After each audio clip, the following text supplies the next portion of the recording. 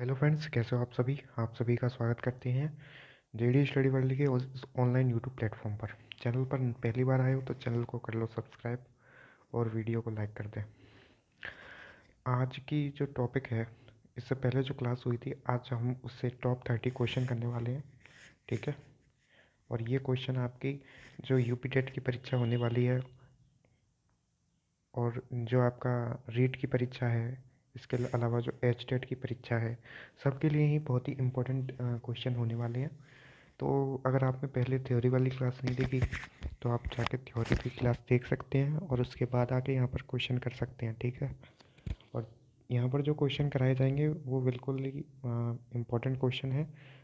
तो ये वीडियो आपके लिए बहुत ही हेल्पफुल होने वाली है।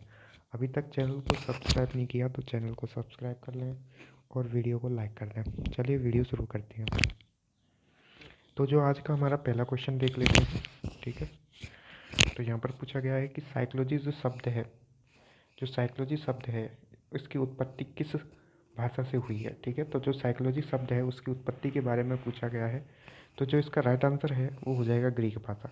जैसा आपको मैंने पिछली वीडियो में बताया था कि जो साइकोलॉजी शब्द है, जो साइकोलॉजी शब्द है, ठीक है, उसका अर्थ होता है आत्मा का अध्ययन। साइकोलॉजी जो शब्द है वो दो शब्दों से मिलकर बना है। पहला है साइकी और दूसरा है लोगोस। ठीक है। पहला कौन सा है? साइकी और दूसरा है लोगोस। साइकी का अर्थ होता है आत्मा और लोगोस का अर्थ होता है अध्ययन करना। तो जो साइकोलॉजी शब्द है उसका जो संपूर्ण अर्थ क्या हो जाएगा? आत्मा का अध्ययन करना। तो आपको ये बात याद रखनी है। और जो साइकोलॉजी शब्द है वो ग्रीक भाषा का शब्द होता है। ठीक है। तो इसका जो राइट आंसर है वो ऑप्शन बी हो जाएगा। आपको ये विशेष बात याद रखनी है। यहाँ पर बच्चे क्या करते हैं कि वो लैटिन भाषा में कन्फ्यूज हो जाते हैं। उन्हें लगता है कि जो साइकोलॉजी शब्द है वो लैटिन भाषा का है। तो साइकोलॉजी शब्द जो है वो ग्रीक भाषा का शब्द है ना। तो यहाँ पर आपको ग्रीक भाषा ही सिलेक्ट करके आनी है। अगला क्वेश्चन देख लेते हैं। ग्रीक शब्द साइकी, ठीक है, ग्रीक शब्द साइकी का शाब्दिक अर्थ क्या है?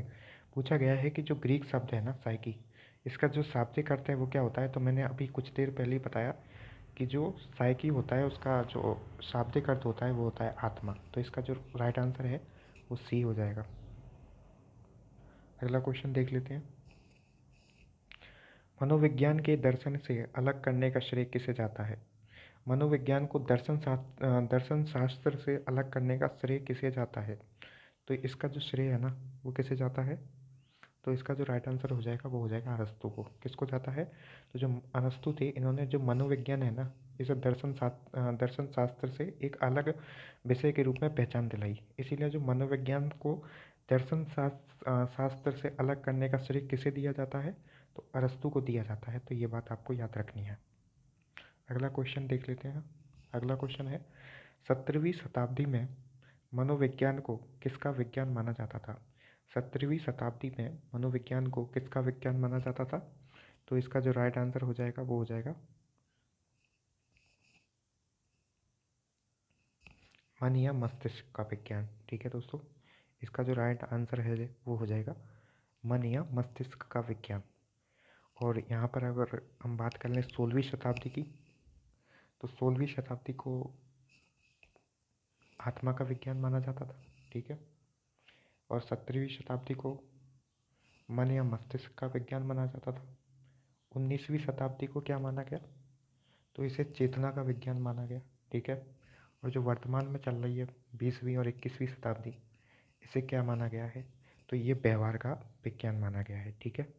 तो ये बात आपको याद रखनी है। अगर वीडियो अच्छी लग रही हो तो वीडियो को लाइक कर दें और इसी तरह की वीडियो देखने के लिए चैनल के साथ अभी जुड़ जाएं। अगला क्वेश्चन देख लेते हैं। अगला क्वेश्चन है मनोविज्ञान की पहली प्रयोगशाला। ठीक है। मनोविज्ञान की पहली प्रयोगशाला कब स्थापित की गई थी? पूछा गया है मनोविज्ञान की जो पहली प्रयोगशाला है वो कब स्थापित की गई थी? तो जो इसका राइट आंसर हो जाएगा वो हो जाएगा 1879 में। ठीक है। 1879 में विलियम वुंट के द्वारा, किसके द्वारा? तो विलियम वुंट के द्वारा, विलियम वुंट, ठीक है। विलियम वुंट के द्वारा जो मनोविज्ञान की पहली प्रयोगशाला स्थापित की गई थी। और कहाँ की गई थी? तो ये जर्मनी में की गई थी, ठीक है। ये भी याद रखना है, पूछ लेता है कि कई बार कहाँ की गई थी। तो जर्मनी में की गई थी। जर्मनी की किस जगह पर? तो ये जर्मनी की जगह थी लिपजिंग, ठीक है, लिपजिंग जगह थी। तो इसका भी नाम याद रखना है। तो इसका जो राइट आंसर है वो हो जाएगा बी, 1879। अगला क्वेश्चन है, psychology has a long past but short history, ये कथन किसका है? तो ये जो कथन है ये वो हो जाएगा एबिंगहास का, ठीक है। इसका जो राइट आंसर है वो हो जाएगा सी। तो इसका जो राइट आंसर है वो क्या हो जाएगा? C. Psychology has a long past but short history, ये कथन किसका है? तो एबिंगहास का है, ठीक है। इन्होंने क्या बताया कि मनोविज्ञान का जो भूतकाल है ना वो बहुत लंबा है, लेकिन जो इसका इतिहास है वो बहुत छोटा है। तो ये बात आपको याद रखनी है। अगला क्वेश्चन देख लेते हैं, आधुनिक मनोविज्ञान का जनक किसे माना जाता है? तो आधुनिक मनोविज्ञान का जनक किसे माना जाता है? तो इसका जो राइट आंसर है वो हो जाएगा विलियम वुंट को। तो विलियम वुंट को क्या माना जाता है? तो इन्हें आधुनिक मनोविज्ञान का जनक माना जाता है। तो ये बात आपको याद रखनी है।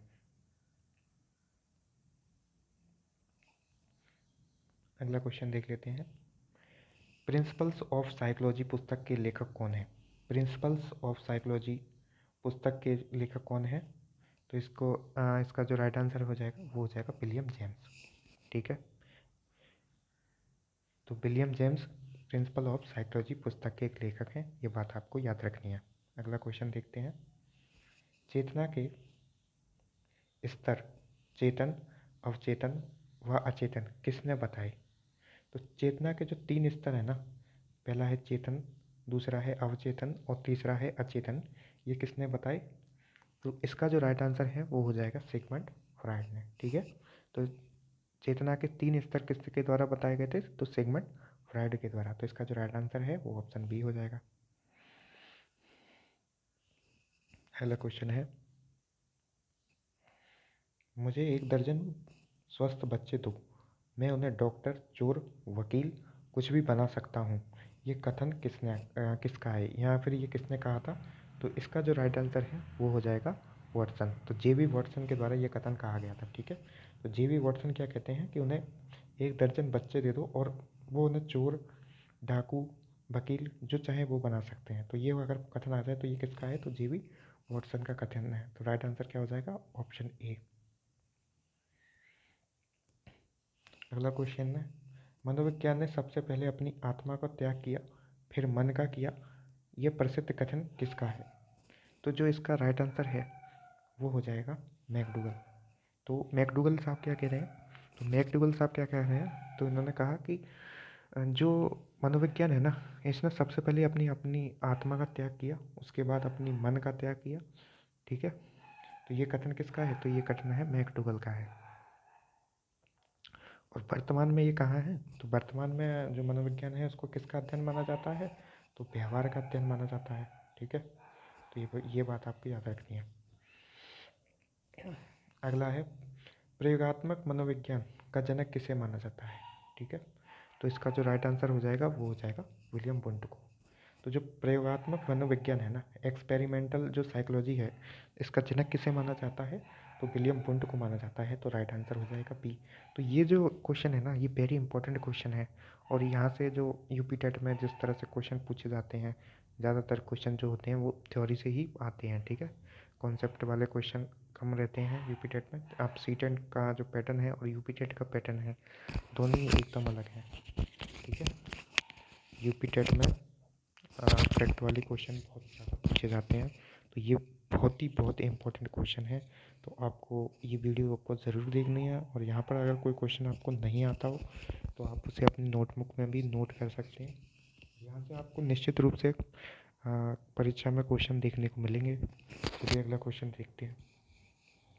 अगला क्वेश्चन है, 20वीं शताब्दी में मनोविज्ञान को किस मुख्य रूप से किसका विज्ञान माना गया है? तो जो यहाँ पर पूछा गया है कि जो 20वीं शताब्दी है ना, उसमें मनोविज्ञान को मुख्य रूप से किसका विज्ञान माना गया है? तो सभी जानते हैं इसे व्यवहार का विज्ञान माना जाता है। ठीक है, 20वीं शताब्दी से जो वर्तमान समय चल रहा है उसमें हम मनोविज्ञान को क्या मानते हैं? तो इस समय हम जो मनोविज्ञान को व्यवहार का विज्ञान मानते हैं, तो इसका जो राइट आंसर है वो बी हो जाएगा। अगला देख लेते हैं, लोगोस शब्द का अर्थ क्या है? तो सभी जानते हैं लोगोस किस भाषा का शब्द है? तो ग्रीक भाषा का शब्द है। पूछ ले लोगोस किस भाषा का शब्द है? तो ग्रीक भाषा का शब्द है ना। और इसका जो अर्थ होता है वो क्या होता है? अध्ययन या विवेचना। ठीक है, इसका जो अर्थ होगा वो हो जाएगा अध्ययन या विवेचना। तो इसका जो राइट आंसर है वो बी हो जाएगा। अगला क्वेश्चन देख लेते हैं, मैकडूगल ने अपनी पुस्तक में किस शब्द की आलोचना की थी? यहाँ पर पूछा गया है कि जो मैकडूगल की पुस्तक थी ना, उसमें उसने किस शब्द की आलोचना की थी? तो उससे पहले आपको पता चलना होना चाहिए कि जो मैकडूगल की वो पुस्तक थी वो कौन सी थी। तो मैकडूगल की पुस्तक का नाम था आउटलाइन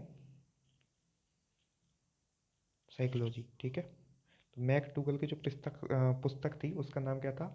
आउटलाइन साइकोलॉजी। ठीक है, आउटलाइन साइकोलॉजी उसकी पुस्तक का नाम था। तो इसका जो राइट आंसर है हो जाएगा, किस शब्द की आलोचना की थी? तो इसका जो राइट आंसर हो जाएगा वो हो जाएगा चेतना की। तो इसका जो राइट आंसर है वो सी हो जाएगा।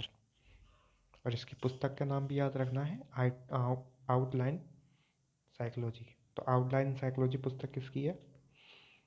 आउटलाइन साइकोलॉजी पुस्तक किसकी है? तो मैकडूगल की है। तो ये बात भी आपको याद रखनी है। अगला क्वेश्चन देख लेते हैं, मनोविज्ञान में अनुभव किस प्रकार के होते हैं? ठीक है, तो यहाँ पर पूछा गया है कि जो मनोविज्ञान है उसमें अनुभव किस प्रकार के होते हैं? तो इसका जो राइट आंसर है वो हो जाएगा आत्मनिष्ठ। ठीक है, तो यहाँ पर आपको याद रखना है जो मनोविज्ञान होता है उसमें अनुभव किस प्रकार के होते हैं? तो आत्मनिष्ठ होते हैं। अगला क्वेश्चन देख लेते हैं, विश्व की पहली मनोवैज्ञानिक प्रयोगशाला कहाँ खोली गई? तो जो विश्व की पहली मनोवैज्ञानिक प्रयोगशाला है वो कहाँ खोली गई? तो अभी बताया था पहले, लिपजिंग। ठीक है, जर्मनी के अंदर खोली गई थी ये। ठीक है, जर्मनी के अंदर खोली गई थी। कब खोली गई थी? तो 1879 में खोली गई थी। और किसके द्वारा खोली गई थी ये बताना है आपको। इसका भी मैंने अभी थोड़ी देर पहले बताया, तो इसका जो आंसर है आपको कमेंट में देना है। अगला क्वेश्चन देख लेते हैं, जेबी वाटसन के मनोविज्ञान को कैसा विज्ञान माना जाता है? तो जेबी वाटसन का जो मनोविज्ञान है उसके को कैसा विज्ञान माना जाता है? तो इसको माना जाता है शुद्ध और सकारात्मक विज्ञान। तो ये बात आपको याद रखनी है। इसको क्या माना जाता है? तो जेबी वाटसन का जो विज्ञान है ना, इसको पॉजिटिव साइकोलॉजी माना जाता है। ठीक है, पॉजिटिव साइकोलॉजी माना जाता है। तो जो जेबी वाटसन का जो विज्ञान है इसे शुद्ध और सकारात्मक विज्ञान मनोविज्ञान है, इसे शुद्ध और सकारात्मक विज्ञान माना जाता है। तो यह बात आपको याद रखनी है। अगला क्वेश्चन देख लेते हैं, मनोविज्ञान की जननी किसे विषय को कहा जाता है? तो मदर ऑफ साइकोलॉजी किस विषय को कहा जाता है? तो आपको इसका जो राइट आंसर है बताओ ज़रा। तो इसका जो राइट आंसर हो जाएगा वो हो जाएगा दर्शन शास्त्र। जो फिलोसफी है ना, फिलोसफी को ही दर्शन शास्त्र कहते हैं, इतना तो आप लोगों को पता होगा। तो जो दर्शन शास्त्र है उसी मनोविज्ञान की जननी कहा जाता है। अगला क्वेश्चन देख लेते हैं, पिल्सबरी के अनुसार मनोविज्ञान की सबसे संतोषजनक परिभाषा क्या है? तो पिल्सबरी के अनुसार मनोविज्ञान की सबसे संतोषजनक परिभाषा क्या है? तो इसका जो राइट आंसर हो जाएगा वो हो जाएगा मानव व्यवहार का विज्ञान। पिल्सबरी ने अपनी पुस्तक में मानव व्यवहार के अध्ययन को ही सबसे सटीक माना था। तो ये बात आपको याद रखनी है। और इसकी पुस्तक का नाम मुझे याद नहीं आ रहा है, एक बार आप देख लेना। मैंने थ्योरी वाली क्लास में करवाया था इसकी पुस्तक का नाम, अभी मुझे याद नहीं आ रहा है, तो आप एक बार देख लेना। और इसकी पुस्तक का जो नाम है आपको कमेंट में बताना है ना। अगला क्वेश्चन देख लेते हैं, इनमें से कौन सा मनोविज्ञान का एक लक्ष्य नहीं है? ठीक है, यहाँ पर पूछा गया है इनमें से कौन सा मनोविज्ञान का एक लक्ष्य नहीं है? मापन या वर्णन, पूर्वानुमान एवं नियंत्रण, आत्मा की शुद्धि, व्याख्या करना। तो इसका जो राइट आंसर हो जाएगा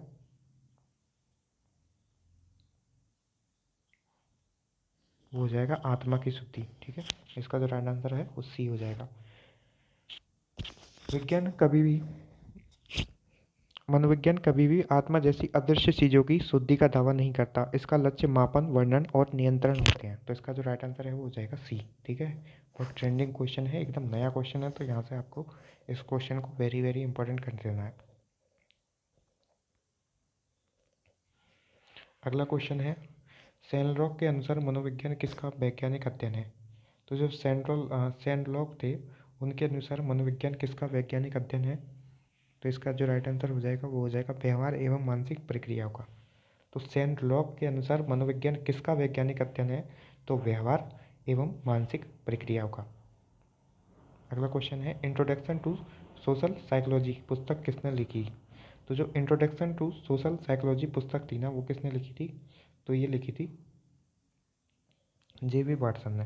तो इंट्रोडक्शन टू सोशल साइकोलॉजी पुस्तक 1908 में जे.बी. वाटसन द्वारा लिखी गई थी। और इसी पुस्तक में इन्होंने जो व्यवहार शब्द का विस्तृत उल्लेख भी इसी पुस्तक में किया था। ठीक है, तो व्यवहार शब्द का जो उल्लेख है ना, वो भी इसी पुस्तक में इनके द्वारा किया गया था। तो ये बात भी याद रखनी है। अगला क्वेश्चन है, सिगमंड फ्राइड ने मन के किस भाग को सबसे बड़ा 9/10 भाग माना है? ठीक है, तो इसका जो राइट आंसर हो जाएगा वो हो जाएगा अचेतन मन को, है ना, अचेतन मन को। इसका जो राइट आंसर है वो भी हो जाएगा। साइकोलॉजी शब्द का जो सर्वप्रथम प्रयोग है किसके द्वारा किया गया था? यहाँ पर पूछा गया जो साइकोलॉजी शब्द है, इसका जो सर्वप्रथम प्रयोग है वो किसके द्वारा किया गया था? तो इसका जो राइट आंसर हो जाएगा रूडोल्फ गाइकल के द्वारा हो गया है। तो इसका जो सन 1950 में रूडोल्फ गाइकल ने अपनी किताब साइकोलॉजिया में पहली बार इस शब्द का इस्तेमाल किया था। तो जो रूडोल्फ थे ना, इनकी पुस्तक थी साइकोलॉजिया। ठीक है, इनकी पुस्तक क्या थी? तो साइकोलॉजिया थी, और इसमें इन्होंने सर्वप्रथम साइकोलॉजी शब्द का प्रयोग किया था। तो इसका जो राइट आंसर है वो हो जाएगा ए। अगला क्वेश्चन है, व्यवहार को बाहर से देखा जा सकता है, इसीलिए यह कैसा है? ठीक है, तो जो व्यवहार है ना, इसे हम बाहर से देख सकते हैं, इसलिए ये कैसा है? तो इसलिए यह है प्रेक्षणीय, ऑब्जर्व कर सकते हैं। ठीक है, इसको अब क्या कर सकते हैं? ऑब्जर्व कर सकते हैं, इसलिए ये प्रेक्षणीय है। जो व्यवहार होता है वो एक ठोस पहलू जैसा होता है, जिसे आसानी से प्रेक्षण किया जा सकता है, जबकि जो आत्मा और मन होता है वो अदृश्य होते हैं। तो ये बात आपको याद रखना है। अगला क्वेश्चन है, 19वीं शताब्दी के अंत में मनोविज्ञान का मुख्य केंद्र क्या था? तो जो 19वीं शताब्दी थी उसके अंत में मनोविज्ञान का मुख्य केंद्र क्या था? तो इसका जो राइट आंसर हो जाएगा वो चेतना हो जाएगा। ठीक है, इसका जो राइट आंसर क्या होगा? चेतना होगा। और इस समय जो प्रमुख मनोविज्ञान पूछ ले तो कौन थे? तो विलियम वुंट और विलियम जेम्स थे। तो इस समय के जो वैज्ञानिक थे कौन थे? तो वुंट थे, विलियम वुंट थे और विलियम जेम्स थे। ठीक है, तो ये बात भी आपको याद रखनी है। और यहाँ से मैं आपको गारंटी दे रहा हूँ कि यूपी टेट में बहुत ही क्वेश्चन आने वाले हैं। यूपी टेट के लिए तो ये वेरी वेरी इंपॉर्टेंट क्लास होने वाली है। इसके अलावा रीड में भी यहाँ से हर बार क्वेश्चन आते हैं, तो ये बहुत ही ज़्यादा जो आपके लिए इंपॉर्टेंट टॉपिक होने वाले हैं ये सब। तो अभी तक चैनल से नहीं जुड़े हैं तो अभी चैनल को कर लें सब्सक्राइब और वीडियो को लाइक कर दें। अगला क्वेश्चन है, एसेंशियल्स ऑफ साइकोलॉजी पुस्तक के लेखक कौन है? तो इसका जो राइट आंसर है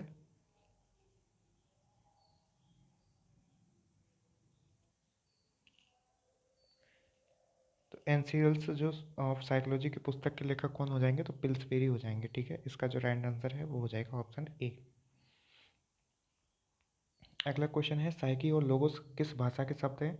तो ये ग्रीक भाषा के शब्द हैं, कई बार हमने कर लिया ये क्वेश्चन। तो इसका जो राइट आंसर हो जाएगा वो हो जाएगा ऑप्शन बी, कि जो साइकी और लोगोस शब्द हैं वो किस भाषा के शब्द हैं? तो ग्रीक भाषा के शब्द हैं। साइकी का अर्थ होता है आत्मा और लोगोस का अर्थ होता है अध्ययन करना, और साइकोलॉजी का जो शाब्दिक अर्थ होता है वो क्या हो जाएगा? आत्मा का अध्ययन करना। तो इसका जो राइट आंसर है वो हो जाएगा ऑप्शन बी। अगला क्वेश्चन है, मनोविज्ञान वर्तमान में किस अवस्था में है? ठीक है, मनोविज्ञान वर्तमान में किस अवस्था में है? तो इसका जो राइट आंसर है वो आप लोगों को ऑप्शन कमेंट में बताना है। ठीक है, इसका जो राइट आंसर है वो आप लोगों को कमेंट में बताना है, या फिर मैं अगली वीडियो में इसका राइट आंसर बता दूंगा। वैसे मैंने ये बहुत अच्छे से पढ़ाया है आप लोगों को। ठीक है, तो आप लोगों को ये क्वेश्चन ज़रूर आ रहा होगा। और इसका जो राइट आंसर है आपको कमेंट में बताना है। इसी तरह की वीडियो देखने के लिए हमारे चैनल के साथ जुड़ें। यहाँ पर आपको पूरी कंप्लीट थ्योरी, कंप्लीट एमसीक्यू, सभी कुछ का जो सीडीपी में 30 नंबर की पूरी तैयारी करवाई जाएगी।